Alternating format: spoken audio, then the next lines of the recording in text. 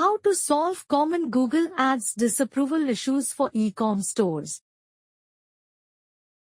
Follow the instructions. Ensure your ad content complies with Google's policies and avoids restricted language or exaggerated claims. Align your landing pages closely with your ad content and ensure they load quickly on all devices. Clearly disclose pricing, shipping, and refund policies to avoid misleading content flags. Verify your business identity if required and maintain accurate billing information. Avoid using unauthorized trademarks or copyrighted content without proper permissions. Ensure your product feed matches your website information including pricing and availability.